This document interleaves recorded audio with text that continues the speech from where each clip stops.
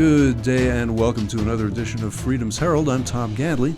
Today's Freedom Herald is going to be another interview. I've got an interview with a person who I have to lay out as a disclaimer is a fellow I've known for quite a while, Chris Herrod. Chris, welcome to the studio. Thank you. Thanks for having me on, Tom. And you're welcome. I've known him for probably on the order, I'm going to guess, about 25 to 30 years. We used to be fencers together at BYU, and then we trained at Utah Valley Sport Fencing. That's the name of the place. But that was many years ago. Chris has also a lengthy history in politics in the state of Utah. You've more than likely seen his name before. If you have not, however, I'm going to give Chris a chance to introduce himself and tell us a little bit about your background, what your experience is, and then we'll go into something a little bit more in depth. Okay. I'm a product of Utah. My family moved in 1972 to Provo when I was 7 years old. So I consider myself a native Utah, and I think that qualifies. Oh, where'd you come from? San Diego. My dad actually was in the Navy, and so he signed up while I was in dental school, and then he didn't want to get drafted halfway through, and so he signed up and then spent a year in Vietnam at a Marine hospital, and then set up practice originally in San Diego, and then in 1972 we moved to Provo. So. Okay. See, I'm not from around here either. I'm actually from Brooklyn, New York, and I moved here in 1981. My dad worked on Wall Street, and he got a job here working for one of those little penny stock outfits. He eventually retired from the federal government. He had been a federal agent before that, and after that didn't work out, he went back to the federal government. That's how he retired. But by then, I was already entrenched here. Graduated from the U of U, and so I made my life here. But your background, your educational background, let's just say you're a graduate of? From BYU, I have a double graduate or a double degree from BYU on International Relations and Family Living, and then also a master's in organization behavior, which is in the business school from BYU.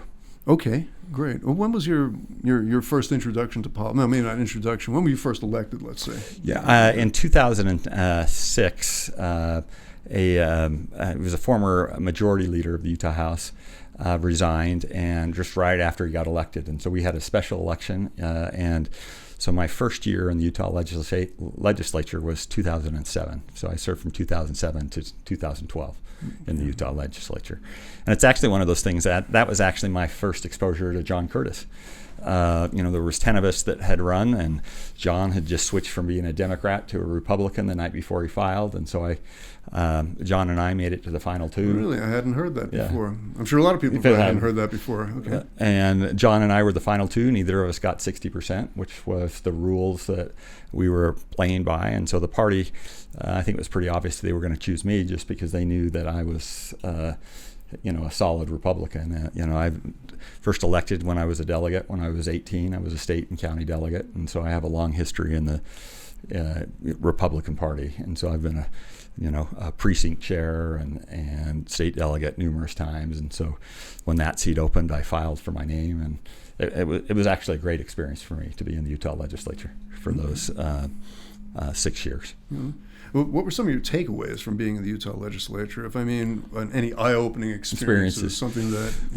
one of the things that I'm bringing to this... I keep on thinking of like Mr. Smith Goes to Washington. You've seen the old... it's not quite always that way, but, when I went, kind of the unspoken rule was don't cause too many problems as a freshman legislature. In 6 years, we'll give you a chairmanship and you can do something. And I was fortunate to come in with 4 other like-minded individuals, and we weren't willing to just kind of wait around.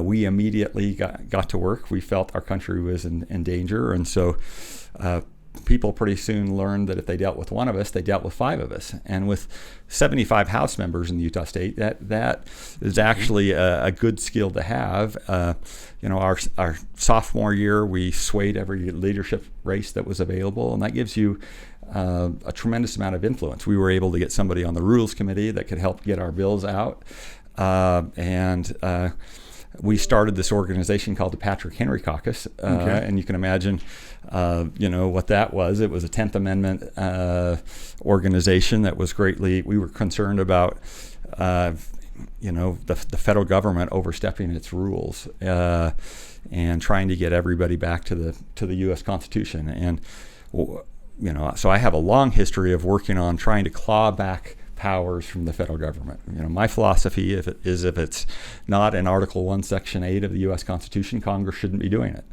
And yet, as a legislature or a legislator, there's nothing more frustrating than having a constituent or somebody come and say, hey, if you pass this would really help me. If you would get the federal government off my back, and we'd send it to the drafting attorney, and then they would come back and say, well, the federal government says you can't do that. And so, I looked at my role as a legislator to make sure that it's not just passing bills, but it's also protecting individual rights of my constituents. And so one of the best things I found that I could do to help my constituents is when they were running against the state government, if they weren't getting answers or something, I could get involved, and I could make a couple of phone calls and try to get those things resolved. And so I still view that if you send me to Congress, I'm going to pass good bills, but my number one priority is to make sure I protect your God-given rights, your sovereign rights, that they don't come from the government, they come from God. And so, and I think it's important you look what's happened over the last 2 years and the encroachments of the federal government from, mask mandates, vaccine mandates. I don't read anywhere in the Constitution that there's essential businesses and non-essential businesses, and the government arbitrarily picked and choose who was winning. The poor little photography shop that had a specialty on State Street in Orem, they weren't deemed non-essential. They couldn't open up, but I could go to Walmart and buy the exact same thing. That's not fair to that business, right. Restaurants too, another thing that took a big hit. And then yet, I guess if anybody listening or viewing, California was kind of notorious for how the entertainment industry was basically untouched and went about its business, whereas how many were shut down there in the name of coronavirus? Yeah, see, my philosophy is all business. If it's providing your livelihood, in natural law, if you don't work in nature, you die. And that's kind of what we did in the government just simply said certain businesses couldn't work. And to me, that is, the 2 weeks went from 2 weeks to a year and a half of slow the spread. But people lost everything. You had multi-generational businesses that went out of business, and people that had just bought, condos to rent for Airbnbs, and then all of a sudden, we closed the ski resorts early, and the more we know about the virus is, being outside was one of the best places to be, and yet we did all these things rather than letting individuals make that decision of what's my risk tolerance. The government did it for everybody else, and that's simply not right. I think that, and that was one of my frustrations. That's one of the reasons I'm running against Representative Curtis, is I didn't feel that he stood up to protect my individual rights, my rights for my to stay open, my rights against mask mandates. I had a child when COVID first hit. I had a child in elementary school, junior high, high school, and a freshman at BYU, and all of my kids were hurt greatly in their own specific ways from COVID restrictions and mask requirements or mask mandates. And we knew almost immediately the kids were at the very least to be susceptible. They had a great, this isn't like the flu that hits younger kids much. Kids were the best, but we closed schools. Meaning by best, they were the most resistant. Resistance, yeah. Okay. Yeah, the most resistance to it, and yet I would argue that never in the history of a tragedy in America has our kids been thought of less than in the last 2 years. Yeah, and it seems like it continues too in certain parts of the country too. You still have this type of thing going on, maybe in a little bit more watered down state. We're going to segue into something a little bit different. You brought up Mr. Curtis, who you'll be running against in the primary here, the GOP primary. What is the date for the primary? The primary is, everybody knows, or most people know, it's June 28th, but since it's vote by mail, the ballots go out on June 7th. So in some ways, that's the election. You find out that about a quarter of the people vote as soon as they get the ballots. And so you got to kind of make sure that we have our message out by June 7th, but then do another message later on. Okay. And it's all vote by mail, you're saying? Yeah. There's not going to be... doesn't that make you a bit skittish? I mean, thinking vote by mail? Yeah, no, I am it's one of the things, and I got a big round of applause for it, is I'm a same-day, in-person voter ID paper ballot type of guy. That's the best system for me. The founder fathers were very clear about when an election was. It was supposed to be on the first Tuesday after the first Monday in November. But now, we've done these things with vote by mail that, a lot can happen in 3 weeks, in fact. And so somebody takes their ballot, votes the very first day, and then something else is disclosed, or we have a national, we're attacked, or something like that. And so for me, I think there is wisdom in the founders saying, let's all vote on the same day, with a few exceptions, those that physically can't, or maybe an absentee ballot here or there. Right. But military, they're out. Yeah, of the state, they're out of the state. Yeah. But you cannot just have this. Because one of the things of good law is that everybody has the same standard. So, some people might vote in person. Actually, in this election, nobody has the right to vote in person. But okay, say that again. Run that by me. You're talking about the primary. Yeah, in the primary, everybody, it's all vote by mail. So there's places where you can drop off your ballot, but I believe very firmly, and I'm a fiscal conservative, and I'll put my fiscal conservativeness against anybody else, but I do believe that there's a few things that we should spend money on, and making sure that we have a good election is worth it. Even if it's a little more expensive to have same day, in-person stuff, I think it's worth it, just because that voter ID is, you have to show your voter ID for everything else. I mean, you can't. Or some kind of an ID. To use the bank, you have to show it. If you want to have a drink, if somebody wants a drink of alcohol, they have to show it. And so for me, it's just not an inconvenience to show voter ID. Right. I mean, there's so many elements of our life that we do have to provide identification. Sometimes 2 or 3 forms of identification. Get a check cashed at a bank, what have you. One of the things that concerns me, and tell me what you think about this, is that we are hearing grumblings right now in Washington, D.C. Okay, I won't pull any punches. It's President Biden bringing it up again, saying that he believes, or maybe he's being given information, that there may be 100 million new cases of some other variant of coronavirus come this winter. And one of the things that I cannot help but think is that, and call me a conspiracy theory if you want to, a theorist if you want to, but that this may be another way of getting people away from in-person voting and going back to, at least like the last election in 2020, of all mail-in ballots in some locales. Yeah, no, that that concerns me greatly, and it concerns me for a couple reasons. Because a lot of people will talk about, there's a certain segment that if you even express that you have concern about the previous election, they'll say that you're just some right-wing nut, or something like that. One of the things that we haven't talked about much is, as a former legislator, I am I'm a jealous guardian of the powers that the legislature has. And one of those is specifically to set the time, place, and manner of elections. And unfortunately, you had states where you had an executive officer, a governor, that just simply changed the rules simply because they're saying it's so dangerous, COVID is so dangerous, we're going to have to go vote by mail.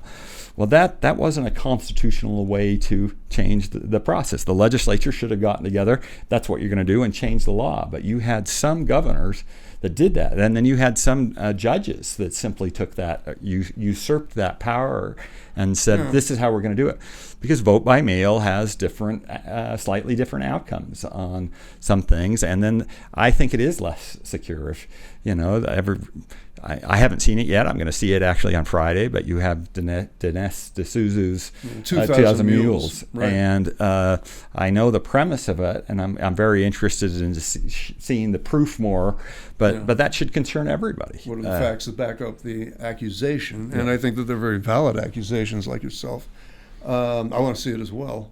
I have not yet, but I do investigate this. Anytime something comes up, I get news feeds from about a dozen different news agencies. And as of late, and maybe it jibes with the timing for Dinesh D'Souza's movie to a certain extent, I will say that more and more is being found out or discovered or questioned as to the validity of a lot of where the votes were counted. Okay, the failure of one company to turn in the routers, and I can't remember who it was, that would have had unchangeable information on it, and they did not disclose this. The same thing was brought up in the Bush election, where they said that, somebody fiddled around with the voting machines in, I believe it was Ohio. This was in 2000 or 2004. People have gotten a lot better over the last 20 years at covering their tracks as well. Well, I get concerned about that type of thing. I mean, with all the technology that's gone into things. I mean, it baffles the mind how, on its, something. I could go down a road here that I really don't want to right now, because this is about you. Let me just point out one thing, though. It's interesting, though, how much the language changes, because now, whenever they talk about anybody using a legal process of questioning the outcome, they say, well, you're trying to steal the election. But did anybody say that Al Gore in 2000 was trying to steal the election? Because he was using the legal procedure. Now that we all know that eventually went up to the Supreme Court and ruled against Al Gore. But I don't think that he was trying to steal the election by using his legal remedies.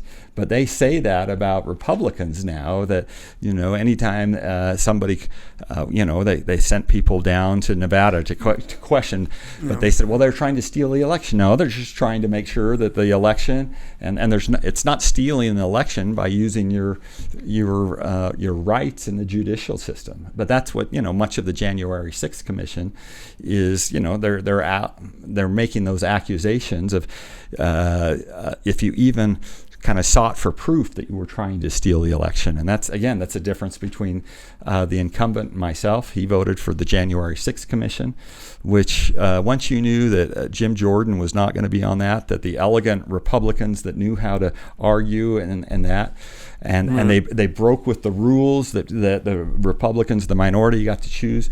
But once you knew that, you couldn't vote for that. But Representative Curtis did vote for January 6th Commission. He also voted for the censor bill. He co-sponsored that said that those that attacked the Capitol, or those that even walked in, were domestic terrorists. And I don't condone the violence that happened that day, but there's a big difference between that and somebody that was allowed entrance and then all of a sudden gets charged with a serious crime, because you can see the photos or the videos of the Capitol Police allowing people to go in. So you have to separate those that were doing damage versus those that were just simply allowed to walk in. Right. I mean, it's like in anything big, I guess brouhaha or something like that goes on. There were 330,000 people, as I recall, that went to that rally. About 30 or 40,000 actually did march on the Capitol out of that. And how many actually went into the Capitol itself? Less than 1,000. I heard like 400 to 600. Yeah. And of that, how many just walked around, took pictures, and what have you? And yet there is almost invariably, every time that you hear a Democrat bring this up, it's like, oh, this is the biggest thing since the Civil War, the attack on our democracy. And now how many people are being held in jail or prison and have been held for kind of a lengthy period of time without ever being charged? Is that right? Well, it's a rhetorical question. I don't believe that to be right. Right. There's due process and a right to a speedy trial, as in the Constitution. And that as well. I'm glad you brought that up. Going back to yourself versus John Curtis. Okay. You've brought up some very hard-hitting points here as far as the stark difference between the two of you. Is there anything else you want to say about that? And this is where, I think John just comes back to his roots, Democratic roots. You look at, he voted for the ERA amendment extension, which the ERA amendment has, it's only 18 words, and it says that you can't discriminate based on sex. And that would cause all sorts of problems in today's world. We wouldn't have been able to pass HB 11 here in the state of Utah, which is that boys compete in boy sports and girls compete with girls. Right. I have a daughter that played college soccer, and she was able to make it to that level purely because she didn't care about her body. But it's one thing for her to collide with another 100-pound girl. It's another to collide with a 200-pound guy. Just imagine just the torque differential on kicking the ball at the same time. It's just simply, and this is what I think we had a conversation when we were kind of prepping for this, is where we've just gone beyond silliness to almost wackiness of a world where you can't say that a girl is a girl and a boy is a boy, and that it's simply not safe in certain circumstances for a boy and girl to compete against the same. It's not fair. It's not, Right, and regarding that, just to segue into something else, just very, very briefly, a great analogy was made that we have weight classifications in boxing. Yep. We have weight classifications in wrestling. Why? Well, I don't know if you follow this type of thing or not, but I know you know who Vladimir Klitschko is. Mm-hmm. If we were to put him in the ring against, I don't know, a Sugar Ray Leonard size guy who, granted is a great fighter, but is about, 120 pounds lighter, what would happen? I'm pretty sure I know what the outcome is going to wind up being. No, and we do it in other sports. My son plays, he's on an 8th grade football team, and they have X-Men, what's called X-Men. If you're over a certain weight, you can only play on the line just because you got a 70-pound kid. At that age, there's a big differential sometimes between the kids. You got somebody that's reached, gone through puberty, and he's heavy, but you can't have him hitting a 70-pound guy. We do that in all sorts of sports, and that weight classification, and that's a great point to bring up. But now you can't even say it, or you're a sexist or a racist or a bigot. That's one of the things that we just have to all stand up. I've never been afraid. I'm kind of the anti-woke candidate in this race. I've never been afraid to stand up. I've been called all sorts of names. I know I'm a good person. I know what I believe. Right. I took on the illegal immigration issue when I was up at the Utah legislature, but I've been called racist, unchristian, uncompassionate, a nativist. But my wife is a legal immigrant. I'm the only one at the time in the legislature that had experienced the immigration process from start to finish. But we all have to get used to get a little bit out of our comfort zone, just because it is getting to the craziness stage of when you can't talk about the elephant in the room, and that's just a problem. Right. I met a lot of gay men in prison. Okay, and for those of you, I was a correctional officer. I was not incarcerated for anything that I did wrong. Not yet, at least. Okay, and whenever there was a gay man that was openly gay, once in a while we'd get into conversation, just like I'm talking to you right now. Yeah. I mean, you talk to the inmates. It's not this, I'm this big monolithic guy in a uniform, and they're all going about their inmate business. Talk to them, and almost invariably, I said, "When did you know there was something different about you?" And they all, I'd say 100% said, I was about 13 to 14 years old, and I knew I was different. Mm-hmm. I can't say the same thing for females who are in a similar situation. I just simply don't have the experience. Yeah. But as far as the men go, it is a developmental process they've gone through, and something has not clicked right for them. Okay, I don't wish anybody any ill will at all. If they're like that, I'm not going to say change to be straight, but it's a very tough life. It is one that struggles, and I mean, on the one hand, I'm glad that we're trying to tell people to be more comfortable with who you are exactly. If I were to have a child who led an alternative lifestyle, or not led on, I shouldn't say that, but if there was somebody who was gay, I certainly wouldn't want them committing suicide over it. Right. And my solution for that is that is that you do your best to love people. You show love, but you can also, I can still love somebody and disagree with them, and then there's just the reality that there's lots of problems in a society, and we can't allow 5% of the population to drive 80% of the agenda, which is also sometimes the other problem. I use the example of, I know somebody that I have a good friend that works for an online charter school, and they used to have quarterly meetings. But then when COVID hit, they didn't have those quarterly meetings in person, and so they just did it. But after a year and a half, they got together, they got everybody together, and what was the topic of their very first meeting back together after a year and a half or almost 2 years?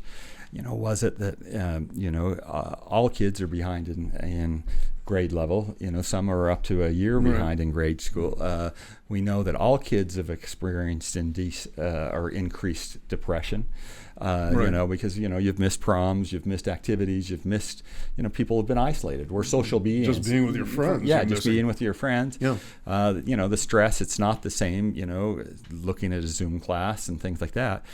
So there was lots of topics that could have included all the students could have benefited. But what they talked about for the very first time was what was the proper pronoun to use. So, rather than taking subjects that 100% of the students would benefit from, it was focused on 0.5% of the population. And that's, to me, where you start to reach something's just not in balance when you get to that point, and so you have to look at everybody, Which in my opinion, and it's not just my opinion, it's a lot of people's opinion, this is about controlling the narrative more than it is about actually making anybody feel better about themselves or feel good or feel comfortable. If you can start controlling the narrative, and in fact, it was just brought up a little while ago, Disney. And employees at Disney are now being told not to use he or she or ladies and gentlemen and what have you. And if you make a mistake, and if you found, and it's not just Disney, I'm sure that there are other companies and have a similar mindset, that you are reprimanded or punished for using proper language. Yeah. Okay. This is wrong, and this is about, and that too can confuse you to the point where you're not behaving as you normally would. So there definitely is something wrong. No, I actually have a great example of that. When in 1992, I graduated my master's at BYU. Okay. I didn't want to go to corporate America, and so I found a teaching job in the former Soviet Union. And so I was the first American that many people had. I had 2 Soviet colonels in my class. I mean, it was a great experience in a whole host of ways. Do you speak fluent Russian then? Well, no, I wish I did, but I mean, I speak enough Russian to get around. Okay. But I always taught actually in English. Okay. But my sponsoring professor, she was a true Soviet dissident. She. When she was younger, she was very pretty. She spoke English very well, and so the KGB came and asked her to sleep with foreigners to get secrets told to a lover or compromising photos so that they could blackmail, Westerners. And so she refused to do that. And so once she refused, then began her life as having to go monthly to the KGB office, and she was treated as a dissident. Right. But she would tell me one of the hardest things is that she had to pretend to live in this world that she knew was not real, because she listened secretly to Voice of America. She read Western books. She knew that this, and that's not good for the mind. It's cognitive dissonance. Our mind's not good for that. And she said that, a lot of times the people in the West thought that everybody, that there was no reason for mental institutions, because they used to put a lot of dissidents in mental institutions. But she said, unfortunately, that there was actually a need, because you get depressed when you can't live the way that you're supposed to, and that's where we're gone the craziness of.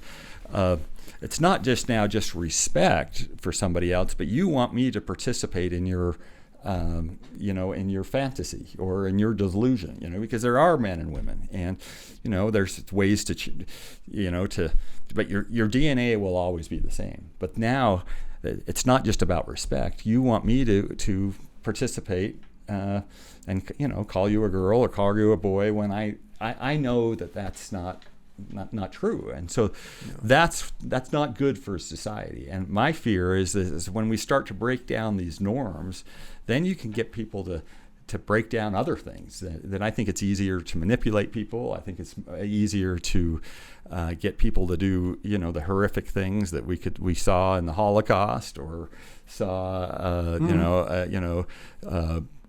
Stalin starved to death 7 to 11 million Ukrainians in the 1930s. And so you break those norms down, and then what norm's real and what norm's not? And I'm greatly concerned about that.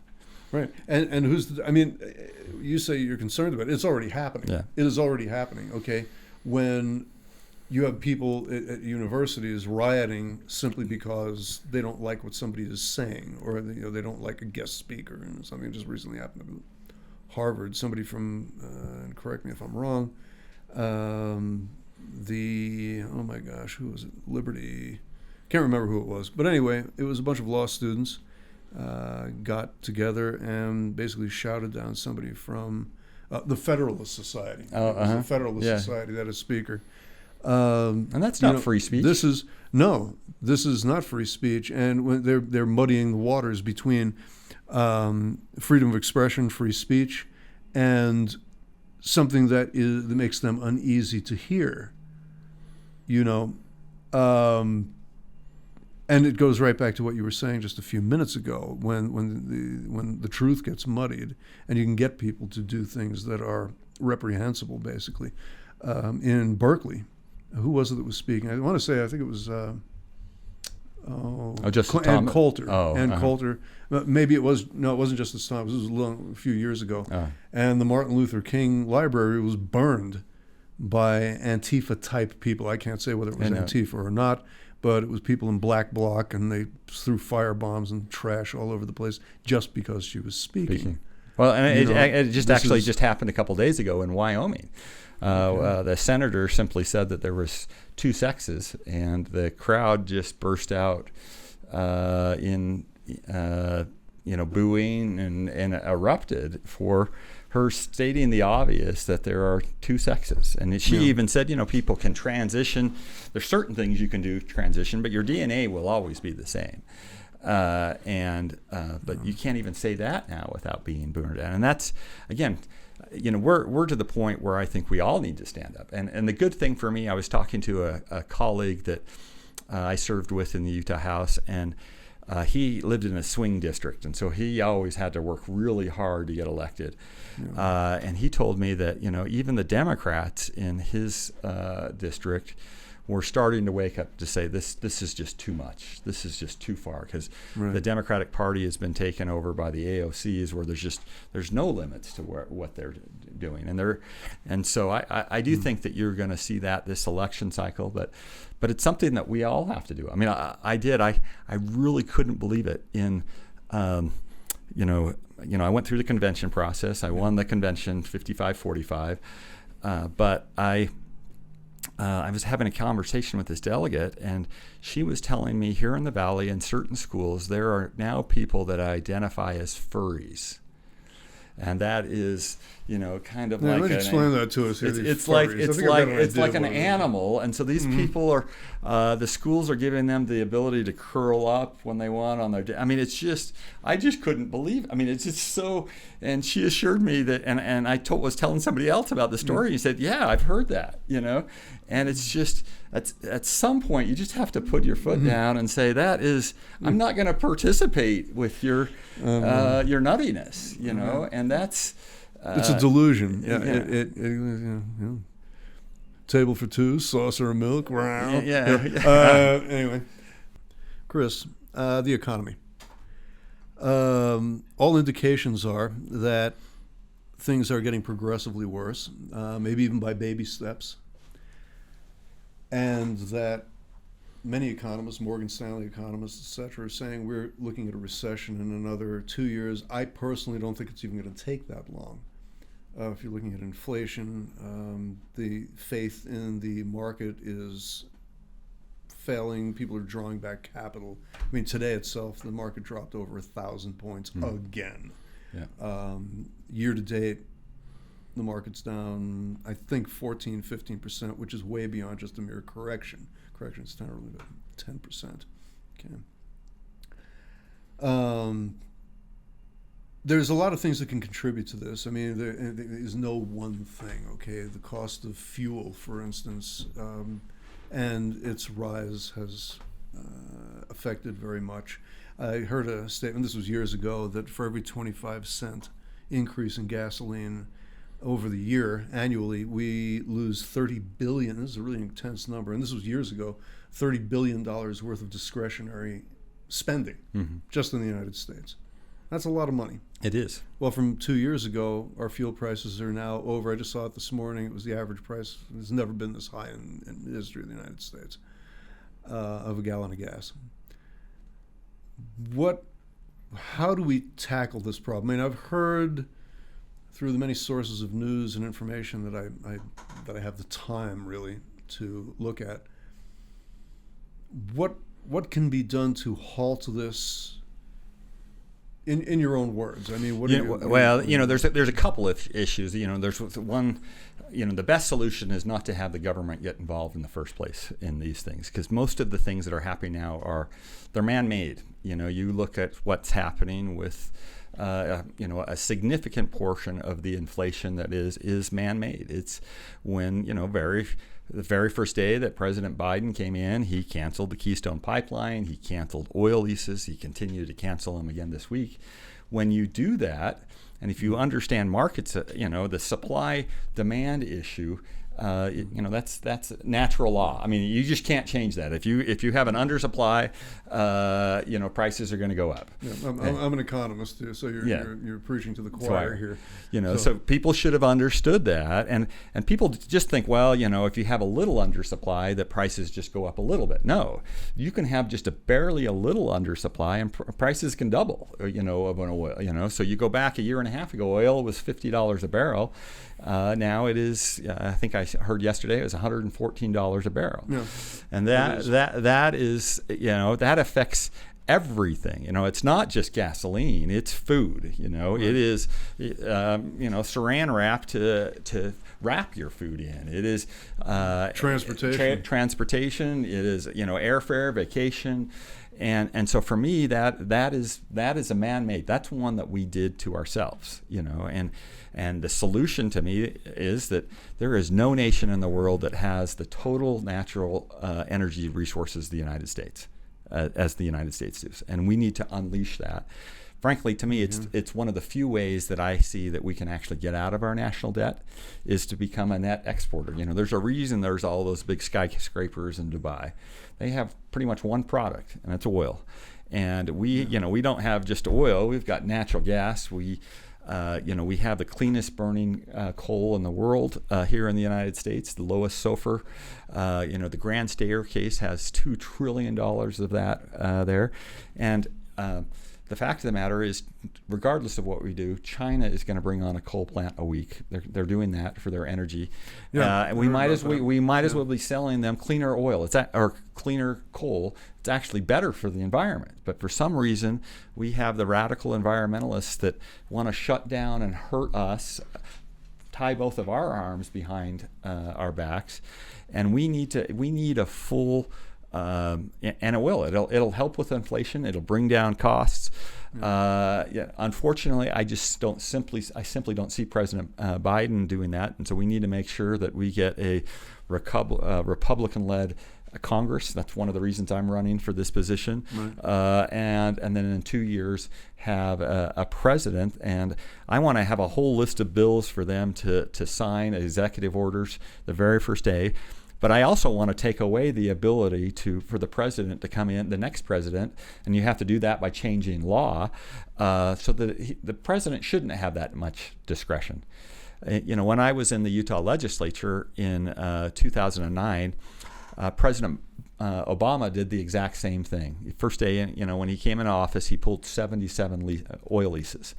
And so the Undersecretary of Interior came and visited the basin. And I went out there, and there was 1,000 angry people there. And I can tell you, I didn't have much empathy for the Undersecretary of Interior, but I did fear for his life for a little bit because, these people are dependent on that. I met people that lost basically everything. They had to sell their rig. Pulling those 77 leases cost the tax coffers of Utah $250 million. It cost the state $750 million in economic activity. The president shouldn't have to do that, but and to me, it's actually a national security issue because we're asking Venezuela to give us money to oil. That just came out today. That we're going down there asking them to. I don't know what it is, but basically we've got our hat in our hand. And there's no reason to it. That Venezuela is not on board with what we think are good democratic principles or what's good for our hemisphere. Also, Iran. They love that when it's that. Putin loves it.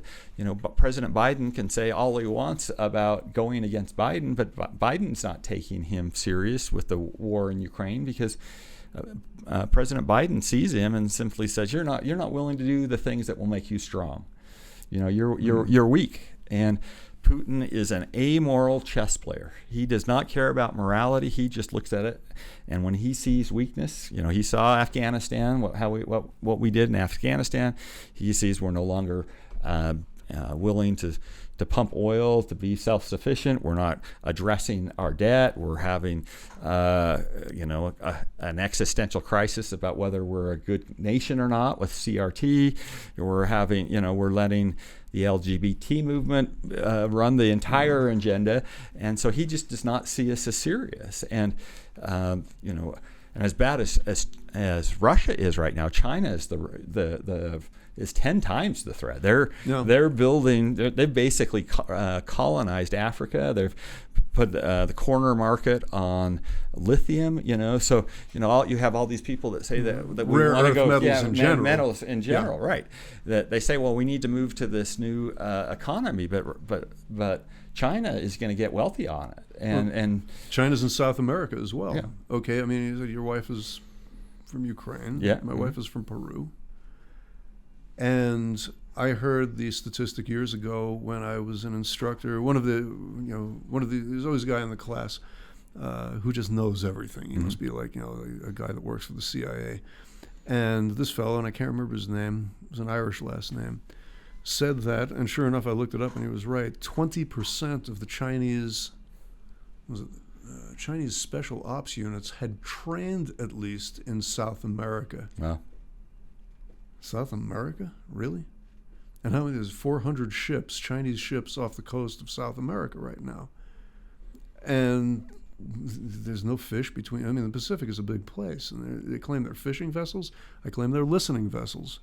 I think that they're over there to pick up information. Mm-hmm. And you're right. I mean, the Russians, we've always been dealing with the Russians, but we have never dealt with the China that we're dealing with now. No, yeah, it is. To me, it's fearful because they're giving they're building ports around the world, and to secure the trade routes and things like that, and they're set up with conditions that there's no way that these third world countries are going to be able to meet the terms. And so, in the contract, it basically says that if you don't meet these terms, then we get to take over it. So they're building all these nice ports, but in terms that they're going to, the host country is going to default, and so that'll be just a Chinese base all over the world. I mean, there's cities in Africa with 200, 300,000 Chinese individuals where they're cornering the market on rare earth minerals, and that's, I've been very blunt. I fear the Russians and the Chinese much more than I do global warming. And and then you have to separate the real science from the global warming agenda. The agenda is a bit more about control and weakening the United States than it is about actual science. I consider myself a true environmentalist. I love to go to the high Uintas, backpacking and things like that. I teach my kids not to litter. I try to keep my yard up, but I understand the science behind it is that we're much more efficient at producing things environmentally here than China is. It's the same thing with the Keystone Pipeline. Yeah. Most of that oil will still come to our refineries, but instead of being through a pipeline, they're going to be trucked, which is not nearly as environmentally friendly. Yeah. But the excess oil now is going to go to China, and China doesn't care about the environment. They do. Utah produces 8% of the world's magnesium. They do 92%, but it's open pit. It's nothing like we do here. And so if you believe in global warming, where do you want all the manufacturing? Where do you want all the industry? You want it actually here, not in a third world country, and it benefits us. But you just know that their agenda is about control.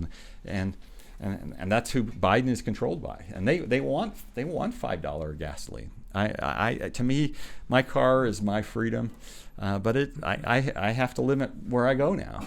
Just because I don't have, it's twice as expensive to do things, but they're doing it on purpose, and there's absolutely no need to do it. Yeah.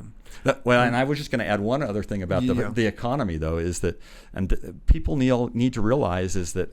Over the last 2 years, we've had a planned economy. We've kind of gone almost to the Soviet 5-year plans and stuff because we picked and choose winners. We told this business could be open and this business couldn't be open. And what happens when the government starts to do that? Then we start to have lots of bottlenecks. We have shortages. I mean, who would have thought? Never in my life have I seen shortages in grocery stores. I mean, and now you see them all over the place with shortages of all types of foods. Yeah. And I would argue again that is mostly man-made. That's what happened when it's what Adam Smith talked about, the invisible hand of the market takes care of it. When government gets involved in it, it puts kinks in it. And the easiest solution all along would be let's let people be free. Let's have them decide their risk tolerance. If they need to work, let them work. If they want to go out, let them go out. And if people are willing to do that. But instead, we came in and we had a one-size-fits-all solution, and that the government was in charge of that. And this is what happens. And if we keep going down this path of socialism, get used to shortages, get used to bread lines, get used to empty shelves, because the market just can't keep up with it when you have to rely on a government bureaucrat. Right. Yeah. It's you bring up Adam Smith, and Adam Smith even said that the government, there's a place for the government in the economy, but he said it should be very, very limited. Yeah. Which brings me to another thing. I mean, you mentioned inflation and the closing down of gas leases and or oil leases in the Uinta Basin. All classic examples, textbook examples, dare I say. From the perspective, however, if I can shift gears here, the fiscal policy. All right. Most folks don't know the difference between monetary and fiscal policy. Okay. Monetary policy is what we're seeing a lot of being manipulated under the Biden administration. The stamping out of more money. Mm-hmm. Okay. It's the stamping out of money really is what drives prices up, I think, faster than just about anything else. Why? Because the more of something you've got, the less value it has. It's not the prices are going up so much as it is the dollar has been devalued to the point where prices have nowhere to go but up, and consequently interest rates as well. Zillow just claimed that the average homeowner a new homeowner or somebody who's purchased a home is paying 38% more in terms of month-by-month mortgage payments than they were this time last year. That's significant, and that's due to interest. I don't think taxes have gone up that much. No. And although, the price of property is kind of hot right now, and Utah, we know that real well. The stamping out of money to solve problems. How can that possibly be reined in the government? And then what would a guy like you have to do with that? Now, I don't know if you'll be involved in any kind of a committee like that. Yeah, I mean, at some point, you hope that you're able to influence it. And again, that's what I want to do. Is I want to get back, and there's going to be a record number of freshmen this year, and so I want to get to know my freshman colleagues, and that kind of put a group like we did with the Patrick Henry Caucus here, and then sway leadership, and get with the Freedom Caucus or get with other caucuses to try to make sure that we get conservative leadership. But understanding that principle is exactly right. And again, this is one of the things that you get with me is I don't just do things. I helped plan the first Tea Party in the state of Utah. We were actually at a scout camp, and I had a number. I was in the Utah legislature at the time. And my neighbor, David Kirkham, said, "Hey, Chris, I just heard Rick Sanatelli's rant about we need to have a Tea Party. How do we do it?" And so I helped him get the capital, reserved it, and David Kirkham and the Tea Party movement was off. But the sad thing is, in 2009, you know what bill we were protesting? We were protesting the TARP bill, and it was $700 billion. That seems like nothing now. We've had $6 trillion bills, trying to be proposed, and $1.5 trillion, $3 trillion. I mean, that's just Build Back Better was really 3.5. But it failed. Yeah. Right? Yeah. So you had all that, but the other part is our debt was just a little over $9 trillion now, and 13 years later, we've raised the debt ceiling to 32 trillion. Yeah. And that's the problem is that we're indebting our children, and then we're so irresponsible that we're hastening as other countries start to do the world. The dollar. The only reason we can do that is we're the world's reserve currency, and everybody else has to put up with it. But when we're that irresponsible, it puts pressure on other nations like the BRIC countries and things like that to say, hey, we don't want to keep funding U.S. Debt spending. We don't want to lose money, and that's putting more pressure. So the U.S. dollar is not going to be the world's reserve currency, and the moment that happens, then we're going to have some real struggles, because if we tried to balance the budget in 1 year, we'd have social unrest because we'd be cutting so many programs. And so we got to get people to realize that we got to get serious about this, and we got to show a plan where we can get this debt done and back under control in 5 years, or at the very least 10 years, to get us back so that we have our fiscal house in order. The campaign itself. You, Curtis, you're both GOP. This is going to be a primary here. You mentioned the date, January 28th. How confident do you feel?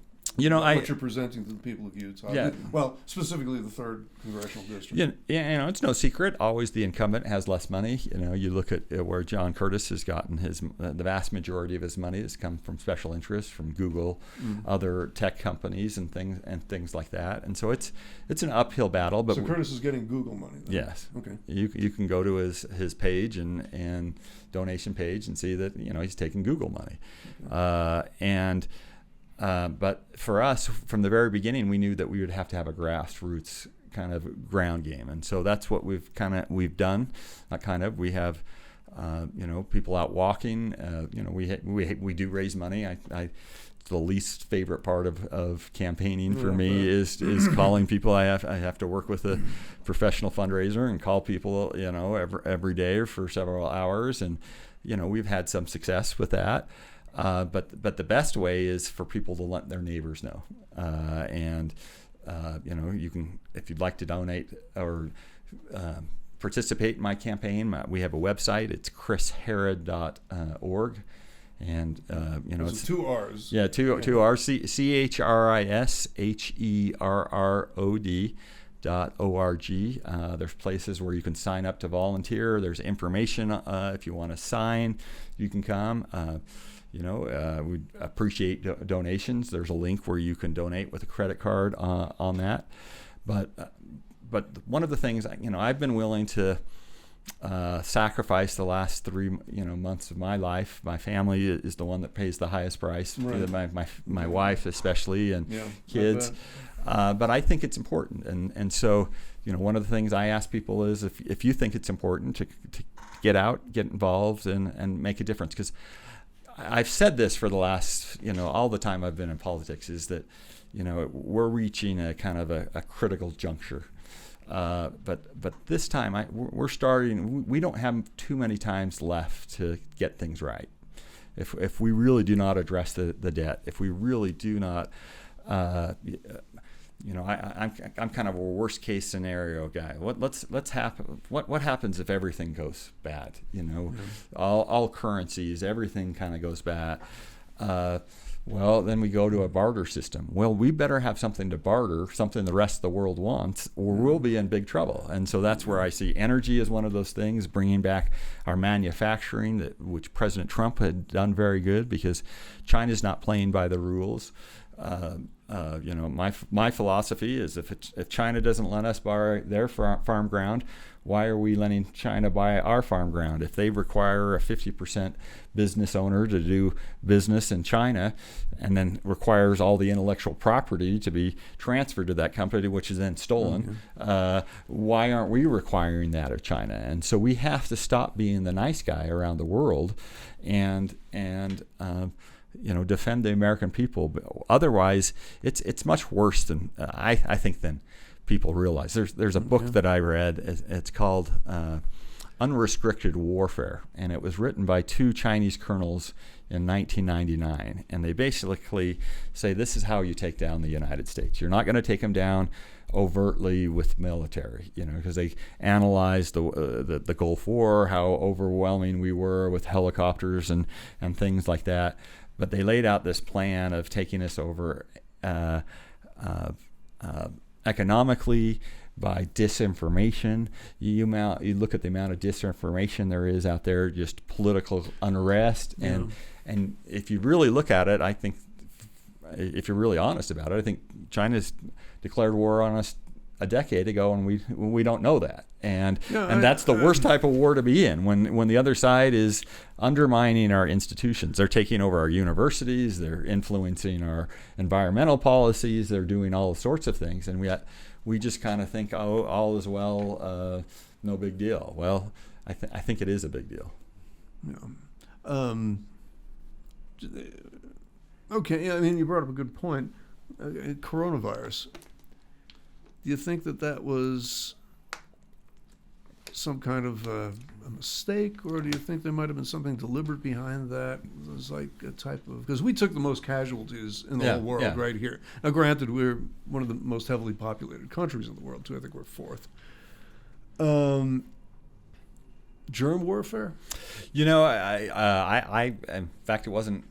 I saw a rerun of Tucker Carlson the other day, and they had a Chinese virologist on, and she claims that's exactly what she claims. And I don't know if we can, either way, whether it was purposely leaked or it was accidental, we need to hold China accountable for that. And to me, I've never understood, especially with Fauci, and I think Fauci needs to be held accountable and possibly prosecuted for lying to Congress, because I just don't understand why we have gain of function on a virus. We know we've always been able to survive everything nature has thrown at us.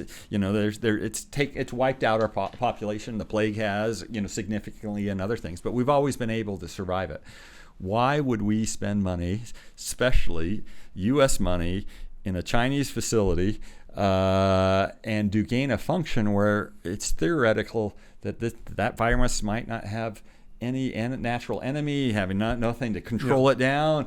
Why would we do that? To me, there's just a whole bunch of things that don't make sense about it. Yeah. And just for the audience's sake, gain of function, you probably heard the term before, but gain of function is experimentation on a virus to make it more potent in what it's capable of, which it is really bizarre that we would be doing that. I think it's probably something like that's got to be banned in the United States. I mean, I don't know. Technically, my understanding is it is against the law. None of our research facility is. But imagine taking like the polio virus and trying to turn it into a more lethal polio virus. Yeah. This is gain of function.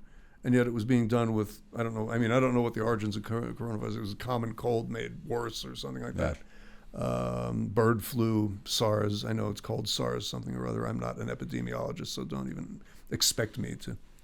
But the other thing to talk about, though, Tom, I think that is important is just our reaction to it. I mean, there's a reason that we have never reacted to a pandemic in this manner before, because we've hurt ourselves. There was no cost benefit analysis. I requested this of the governor's office and Angela Dunn. Kind of give me your cost benefit analysis, because basic science is for every action there is a reaction. And so it's not, the mantra was, well, if one life was saved, it was worth it. Well, that's fairy tale stuff. That's not science, because you're going to have additional costs. You're going to have, we lost 30,000 more in overdoses, in suicides were up, depression in kids. People missed, cancer screenings and stuff. But nobody in government thought of doing a cost-benefit analysis, right. and that can't be allowed to happen ever again, because. Again, my children were hurt. I had to, my youngest, he was in a dual language, program, Chinese immersion, and we had to pull him out, because how do you learn a language if you can't see your teacher's mouth, or if they can't see your mouth? And my philosophy with our kids is we push our kids, we help them do hard things, but you never want to break a kid. You never want to have him, to push him to failure. And so at some point we could just see him just kind of taking, every day I would take him to school. He'd say, "Dad, I hate this mask.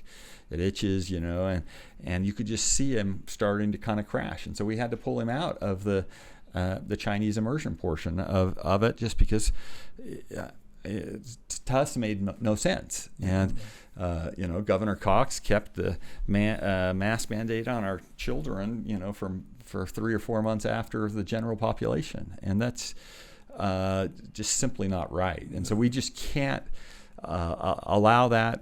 For me, there was an easy solution again on everything, is freedom. You want the vaccine, you take the vaccine. I don't need to. You want to wear a mask? That's great. More power to you. But don't force me to wear a mask. And that's what freedom was kind of. But we got into this method of again, the government knew best, and it was going to force people. I mean, to the point where firing people, good nurses that, if you understand anything about natural immunity. And we were firing nurses that had natural immunity, which is better than the shot, because they weren't getting the vaccine. It was just crazy. It goes on. Nurses in New York, cops, firefighters. If you didn't get this vaccine, it became a tyranny. Yeah. And I could say something else here. In the United States, we have, as a people, sadly, become extraordinarily risk averse. And I think that the panic filtered into this whole thing, and people. But it's a disease, and you brought up the plague. And everybody thinks of the Black Plague, but we as Europeans, our ancestors were putting up with a plague of some sort or another about every 50 to 100 years. There, it's just that the Black Death was the big one. Yeah. In New York in 1918 to 1919, my grandmother, I remember telling me, who lived through the Spanish influenza, which was a worldwide thing, but she just said, a lot of people in New York, you go through the graveyards, you can't count the number of people who died in 1918, 1919. We were told, she was being told that if you see a body in the street, don't touch it. Don't even go over and try and help the person, even if they're still alive. That's how lethal this thing was. Thank goodness. This never got to be that bad. However, the risk aversion and the fear that we have become victims of in the United States has, I think, also contributed to this. Just out of curiosity, did you have coronavirus? Did you get it? I did get it. I can tell you it was not pleasant. I survived a year and a half taking no precaution, other than, having a mask on when I absolutely had to. But where I worked, I didn't need it and stuff. And it was, frankly, I'll be honest about it. It was rough. It took me 30 minutes to go from my tub to my bed, and I was so exhausted that I slept all night in my towel because I couldn't put my underwear. You had it really bad. But I had it too, yeah. and so did my wife. In fact, I'm pretty sure she's the one who gave it to me. And we both tested positive for it the same day. She wasn't feeling too well. For the first week, she got real bad.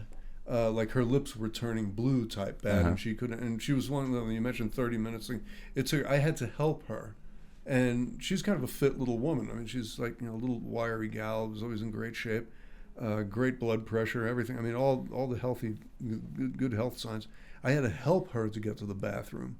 Okay. I, however, for the whole first week, I was like the way I am right now. Then about the time she was getting better, I got worse, but I had a fever.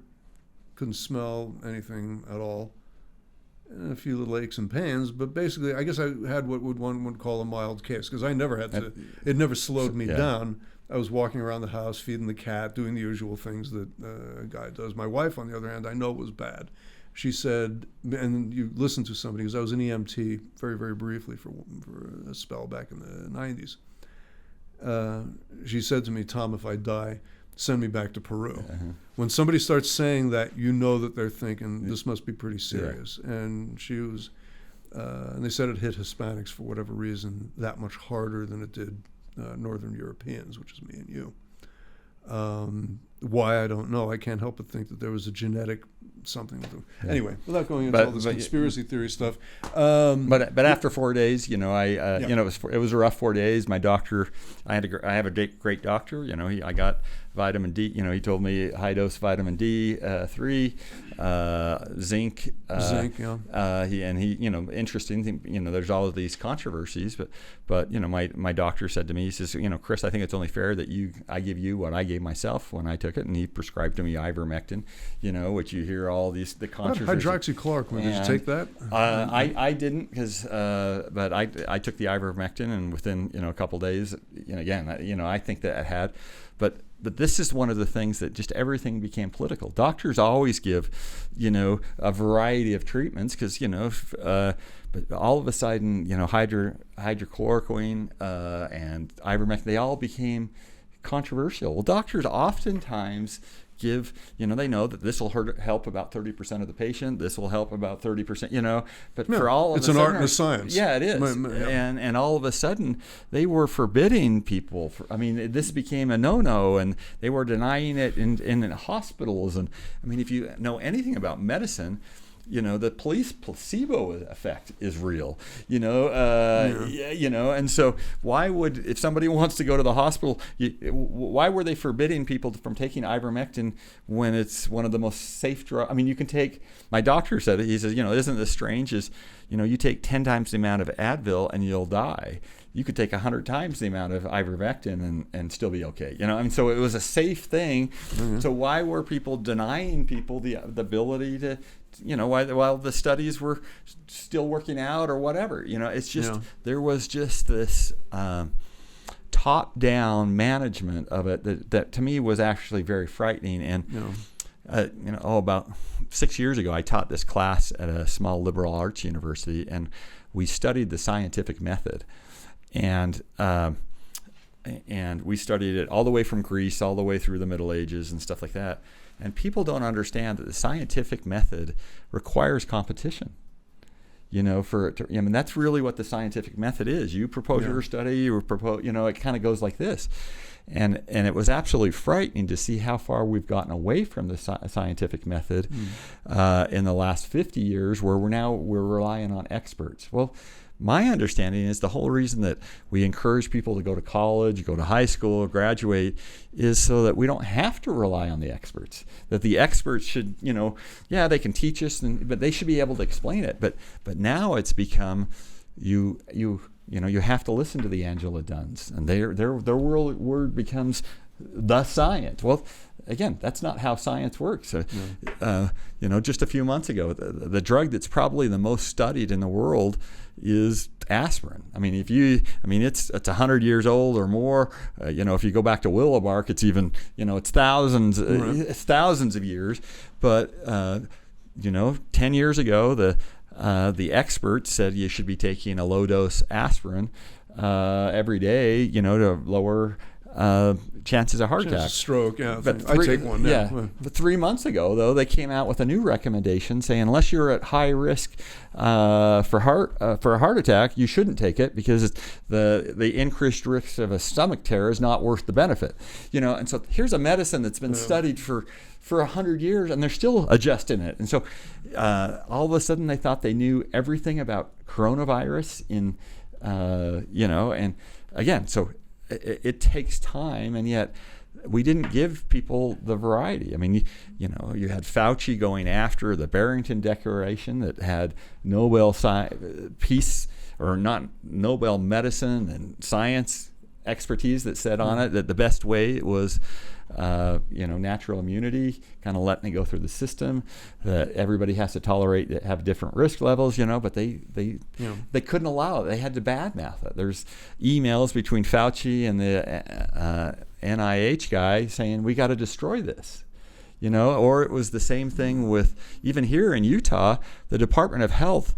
They were pushing vaccination so much, and they were downplaying remedies like monoclonal antibodies, and their philosophy was, well, if people realize that there's treatment, then they won't get vaccinated. Well, my philosophy is give everybody the information, let them make their own decision, and so you're allowing people to die because you're afraid that some people might not get vaccinated. It's just, we had just this nutty type of control that is actually, it reminded me of back when I lived in the former Soviet Union, where there was just so much control over every aspect of your life, and we just can't allow that ever to happen again. Yeah. Any polling been done?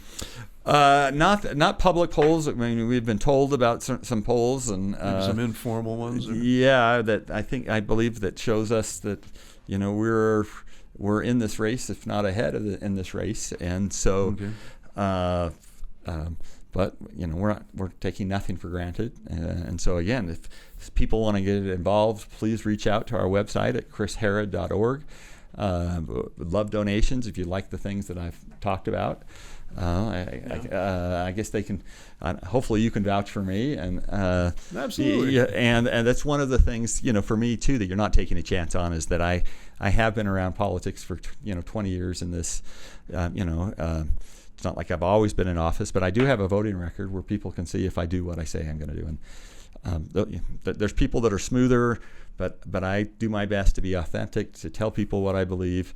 And then that way we can have conversations. But I think it's time for a change, and we need people that are going to push the agenda. We don't need wishy-washy Republicans. We need Republicans that are willing to take the tough stands. And I would encourage everybody. I think it's time for everybody to get off the fence. There are so many things that are coming at this nation. If we don't all get up and get off the fence, talk to our neighbors, stand up for what we know is right, tell the truth, then we're going to be in trouble. And so I encourage, I'd love everybody's vote, but I can't do it alone. And talk to immigrants that have come from former Soviet countries or have lived under communism. Venezuela. A lot of Venezuelans in Utah. Yeah. One of the interesting things is, I actually ran for this position 5 years ago. I beat John handily in convention, and then John gathered signatures, and Tanner Ainge gathered signatures, and he ran as a conservative, and so we split the conservative vote. But as I was being called, racist, unchristian, uncompassionate, for my illegal immigration position, I looked around my booth one night, and I was the only Native American, only person born in America, out of my volunteers. The communists had destroyed my friend's native Venezuela. The communists had destroyed my friend's native Nicaragua. The communists had destroyed my friend's native Ethiopia, my wife's native Ukraine, and the socialists destroyed my friend's native Mexico. And there's something about immigrants coming to this country that recognize they're afraid that we don't realize they came to this country for a specific reason, and their fear that we're losing what they came from. And again, no nation came for. Yeah, it came for. No nation in the world has brought so many different races, ethnicities, and relative peace as the United States. And we must teach our children that America is unique, that it is good, and we must all stand up, because that is being fundamentally attacked in our schools. And so, again, this is one of the things that if you send me to Congress, I promise that I will do everything I can to stand up for those principles I know to be true, protect your individual rights, and to make sure that this country continues. Because if America falls, as Ronald Reagan says, there is no other place, and there's nobody that's going to come rescue us. And so, it is a critical time, and I would appreciate your vote. Okay. Chris Herrod, thank you very much. Appreciate you having on the show. Yeah. Having you on the show, and maybe we'll get a chance to talk to you again soon. Yeah.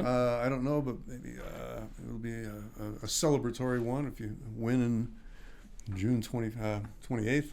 Okay. This has been Freedom's Herald and our interview with Chris Herrod, running for Utah's 3rd Congressional District as a GOP candidate. Please continue to listen to Resilience Talk Network for courageous, insightful conversation, The Dispatch, Freedom's Herald, and many more programs sure to uplift. I'm Tom Gandley.